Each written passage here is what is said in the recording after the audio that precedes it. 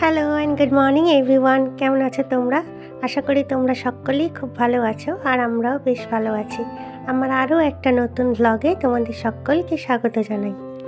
ব্লগটা ভালো লাগলে একটা লাইক ও কমেন্ট করো, আর তোমরা যারা আমার চ্যানেলে নতুন তারা প্লিজ আমার চ্যানেলটাকে সাবস্ক্রাইব করে আমার চ্যানেলটার পাশে থেকেও আমাকে একটু সাপোর্ট করো। জানো তো বন্ধুরা, গতবারে আমি যে গ্যাসের সিলিন্ডারটা রান্নার জন্য লাগিয়েছিলাম সেই সিলিন্ডারটা আমার 1 মাস 21 দিন 22 দিন মতো গেছে। তো আমার অনেকটাই গ্যাস সেভ হয়েছে। তো আমি ভাবলাম আজকে তোমাদের সাথে শেয়ার করব যে আমি কিভাবে গ্যাস সেভ করি বা কিভাবে কাজ করলে গ্যাস অনেকটাই সঞ্চয় করা যায়। 1 মাসের গ্যাস দিয়ে 2 মাস কাজ চালানো যায়। এখন প্রতিটি বাড়িতেই রান্না করা হয় গ্যাসে, কিন্তু বর্তমানে এই গ্যাসের দাম মাত্রাতিরিক্ত হারে বেড়ে গেছে। আর এই সময় পরিবেশের কথা ভেবে আর নিজের পকেটের কথা ভেবে অপ্রয়োজনে রান্নার গ্যাস ব্যবহার কমাতে হবে। আর কিছু টিপস মেনে চললেই 1 মাসের রান্নার গ্যাস চলবে 2 মাস। সব সময় চেষ্টা করবে রান্না শুরু করার আগে সব উপকরণ একসাথে এক জায়গায় জোগাড় করে গুছিয়ে রাখতে। কড়া বসিয়ে সবজি কাটা, মশলা বাটা এসব করলে গ্যাসের অপচয় হবে। ফলে দেখা যাবে যে গ্যাস 1.5 মাস চলার কথা সেটা 15 দিনও যাচ্ছে না। আমি কিন্তু রান্না করার আগে সব সময় সমস্তটা গুছিয়ে নিই, কিংবা আগের দিন সমস্ত সবজি মশলা সব কিছু গুছিয়ে রেখে দিই, যাতে আমার গ্যাসটা অপচয় না হয়। কড়াইতে সবজি দেওয়ার পরেই নুন দিয়ে মিডিয়াম টু হাই ফ্লেমে সবজি ভেজে চাপা দিয়ে দাও। নুন দেওয়ার ফলে সবজি তাড়াতাড়ি নরম হবে, আর চাপা দিয়ে রান্না করলে যে বাষ্প তৈরি হবে ভেতরে, সেই বাষ্পটা কড়ার মধ্যেই আবদ্ধ থাকবে। তার ফলে সবজি তাড়াতাড়ি সিদ্ধ হবে আর গ্যাসের অপচয়টা কম হবে। আর সবজিতে জল দিতে হলে, মানে তরকারিতে জল দিতে হলে যতটুকু প্রয়োজন ততটুকুই দাও। বেশি জল দিলে কিন্তু সেই জল ফুটে মরতে সময় লাগবে, গ্যাসের অপচয় হবে। আর যখনই তরকারি বসাবে কড়াই, তখন লো আঁচে রাখবে। আর যে জলটা আমরা তরকারিতে দিই সেটা সবসময় চেষ্টা করবে গরম জল দেওয়ার। তো গ্যাস ছাড়াই কি করে গরম জল করবে? যখন ভাত বসাবে তখন ভাতের হাঁড়ির ওপরেই একটা পাত্রে জল বসিয়ে দিলে সেই জলটা কিন্তু আস্তে আস্তে ভাপে ভাপে গরম হয়ে যাবে, আর এই জলটাই কিন্তু তরকারিতে দিয়ে দেওয়া যাবে। আমরা তো অনেকেই একই পাত্রে রান্না করি, এটাই স্বাভাবিক, কিন্তু সেটা ধুয়ে ধুয়ে রান্না করি। কিন্তু ধুয়ে যখন গ্যাসের ওপর বসানো হয় তখন তাতে জল থাকে, আর সেই পাত্র গরম হতে দেরি হয়। তো চেষ্টা করবে কড়া ধোয়ার পরে সবসময় শুকনো করে ভালোভাবে মুছে নিতে, তারপরে গ্যাসে বসাতে। ভিজে পাত্র কিন্তু গরম হতে দেরি হবে, তার ফলে গ্যাসটা অপচয় হবে। আর পাত্র শুকনো থাকলে পাত্র কিন্তু তাড়াতাড়ি গরম হয়ে যাবে।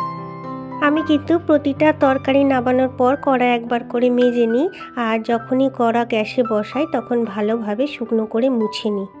অনেকেই আছে আগে গ্যাস জেলে নেয় তারপরে পাত্র বসায়, এর ফলে কিন্তু গ্যাসের একটুখানি হলেও অপচয় হয়। তো সেটা না করে পাত্র বসিয়ে নিয়ে ডাইরেক্ট গ্যাসটা জেলে দেওয়া ভালো। এর ফলে যেটুকুনি অপচয় হোক না কেন সেটুকুনিও কিন্তু অপচয় হবে না, ডাইরেক্ট আগুনটা পাত্রের গায়ে লাগবে। আমি কিন্তু কখনোই গ্যাস জ্বালিয়ে তারপরে পাত্র বসাই না, তোমাদেরকে দেখানোর জন্য এটা করলাম। আমি সবসময় আগে কড়া বসাই, তারপরে কড়াটা একটুখানি ফাঁক করে তুলে গ্যাসটা জ্বেলে দিই। যে কোনো সবজি রান্না করো না কেন আগে থেকে সবজির মধ্যে হলুদ দেবে না। হলুদ দিলে কিন্তু সবজি সিদ্ধ হতে বা নরম হতে দেরি হয়। আগে সবসময় নুন দিয়ে সবজি রান্না করবে, তারপরে পরে কষানোর সময় হলুদ দেবে। আমি এখানে আজকে লাউয়ের তরকারি করছি, তো আলুটা তো দেখতেই পেলে আমি আগে নুন দিয়ে ভালোভাবে ভেজে নিলাম, তারপরে কিন্তু মশলা দিয়ে তারপরে লাউগুলো দিলাম। যখন ঝোল জাতীয় তরকারি রান্না করি তখন একটু জলটা বেশি দিই, কিন্তু যখন সবজি সেদ্ধ হওয়ার জন্য আমরা জল দেব তখন কিন্তু জলটা খুব অল্প দিতে হবে। তার ফলে কিন্তু গ্যাসটার অপচয় কম হবে, তরকারিটা হতে সময় কম লাগবে। চাপা দিয়ে রান্না করলে যেমন সবজি তাড়াতাড়ি সিদ্ধ হয়, তেমনি সবজির পুষ্টিগুণটাও অক্ষত থাকে। আর রান্নাঘরও বেশি নোংরা হয় না, তেল ছিটায় না বা তেল ছিটেও পড়ে না রান্নাঘরে, কারণ চাপা দেওয়া থাকে কড়ায়। তাই যে তরকারি রান্না করো না কেন চেষ্টা করবে সবজি সবসময় ছোট ছোট করে কাটার। আমি দেখো এখানে শিমের পোস্ত করছি। আমি কিন্তু শিম আলু সব সরু সরু করে কেটেছি, যাতে তাড়াতাড়ি নরম হয়ে যায়, সিদ্ধ হয়ে যায়। আর একটুখানি জল দিলাম, দেখলে তো আমার কিন্তু সবজি সব নরম হয়ে গেছে। তো যখনই রান্না করবে সবজি সবসময় ছোট ছোট করে কাটার চেষ্টা করবে, তাতে রান্নাটা কিন্তু তাড়াতাড়ি হবে আর গ্যাসটাও সঞ্চয় হবে। রান্নার কাজে কুকার ব্যবহার করা যতটা সহজ ততটাই কিন্তু সাশ্রয়ী। এই ব্যস্ততার দিনে রান্নাও হয় তাড়াতাড়ি আর গ্যাসও বাঁচে।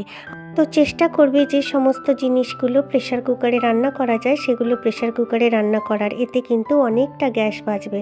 আমার যেগুলো রান্না করতে পারবো প্রেশার কুকারে, আমি কিন্তু সেই সমস্ত জিনিসগুলো প্রেশার কুকারেই রান্না করি। চেষ্টা করবে গ্যাসে সবসময় বড় পাত্র বসিয়ে রান্না করতে। এই যে এতখানি জায়গা থাকে, এর চারপাশ দিয়ে কিন্তু আগুন বেরিয়ে যায় যদি ছোট পাত্র বসানো হয়। তো যদি বড় পাত্র বসাও তারপরে রান্না করো, তো আগুনটা কিন্তু তাপটা বেরিয়ে যায় না, চারপাশ দিয়ে লক হয়ে থাকে। আর এই যে আমার ওভেনের ওপরে দেখছো দুটো এক্সট্রা ঝিক বসানো রয়েছে, এই দুটো কিন্তু আমি অনলাইনে কিনেছিলাম 700 টাকা দিয়ে। এগুলো সিলভারের। এগুলো ব্যবহারের ফলে আমার যতদিন গ্যাস যায় তার থেকে আরও 3 দিন বেশি যায় আমার গ্যাস। চাল ডাল যাই রান্না করো না কেন, চেষ্টা করবে রান্না করার অন্তত 8 ঘন্টা বা 40 মিনিট আগে সেগুলো ভিজিয়ে রাখতে, আর তারপরে ধুয়ে নিয়ে রান্না করতে। আমার দেখো চাল কিন্তু ভেজানো ছিল সকাল থেকে, আর এখন আমি চালটা ধুয়ে নিয়ে ভাত বসিয়ে দিয়েছি। চাল বা ডাল ভিজিয়ে রাখার ফলে তাড়াতাড়ি সিদ্ধ হবে, তাড়াতাড়ি নরম হবে, রান্নার প্রসেসটাও এগিয়ে যাবে। আর ভিজিয়ে রাখার জন্য চালে বা ডালে যে নোংরাটা থাকে সেটাও কিন্তু জলের সাথে বেরিয়ে যাবে। গ্যাসের অপচয় না করে আমরা কিন্তু অল্প গ্যাসেই ভাত রান্না করতে পারি। যখন ভেজানো চাল বসিয়ে দেব ফোটার জন্য, তখন হাই ফ্লেমে ভালোভাবে চালটাকে ফুটতে দিতে হবে। কিছুক্ষণ ফুটে যাওয়ার পর তারপর নামিয়ে রেখে চাপা দিয়ে দিতে হবে। এইভাবে ভাপে রেখে দিলে তারপরে ভাতটা আস্তে আস্তে নরম হতে থাকবে। তারপর কিছুক্ষণ পর আবার গ্যাসে বসিয়ে একটা ফুট দিয়ে নামিয়ে ফ্যান গেলে দিতে হবে। আমি কিন্তু এইভাবে ভাত ফুটে যাওয়ার পর নামিয়ে রেখে চাপা দিয়ে ভাপে রেখে দিই, তারপর পরে আবার বসিয়ে একটা ফুট দিয়ে ফ্যানটা গেলে দিই। এইভাবে একটা ফুট দিয়ে ভাত নামিয়ে ভাপে রেখে দিলে ভাতটা হয়েও যাবে আর গ্যাসটাও বাঁচবে। গ্যাসের বার্নার সব সময় পরিষ্কার রাখতে হবে। গ্যাসের বার্নার অপরিষ্কার থাকলে গ্যাস বড্ড বেশি খরচ হয়, কাজেই নিয়মিত বার্নার পরিষ্কার করা উচিত।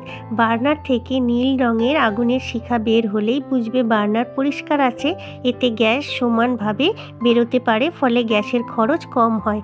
আর হলুদ বা লালচে শিখা হলে বুঝবে পরিষ্কার করতে হবে, তখন বার্নারটা পরিষ্কার করে নেবে। রান্না শেষ হয়ে গেলে আর গ্যাসের কাজ শেষ হয়ে গেলে শেষে একটা কাজ অতি অবশ্যই করতে হবে, যেটা অনেকেই করে না। সেটা হলো সিলিন্ডারের রেগুলেটর বা লক বন্ধ করা। কারণ এখান থেকেও অনেক সময় গ্যাস লিক করে, ফলে গ্যাস নষ্ট হয়। আমার সিলিন্ডার থেকেও অনেক সময় গ্যাস লিক করেছে, আমার গ্যাস অনেক সময় তাড়াতাড়ি শেষও হয়ে গেছে। তাই রেগুলেটর অফ করা থাকলে গ্যাসটাও বাঁচবে আর কোনো দুর্ঘটনাও ঘটবে না। তো অতি অবশ্যই রান্নার শেষে সিলিন্ডারের রেগুলেটর অফ করবে। তো চলো আজ এখানেই বিদায় নিচ্ছি। তোমরা সকলেই এইভাবে গ্যাসের খরচ করো, তাহলে তোমাদেরও আমার মতো এতদিন করে গ্যাস যাবে। আর তোমরা সবাই ভালো থেকো, সুস্থ থেকো। ভালো লাগলে একটা লাইক ও কমেন্ট করো। আবারও দেখা হবে।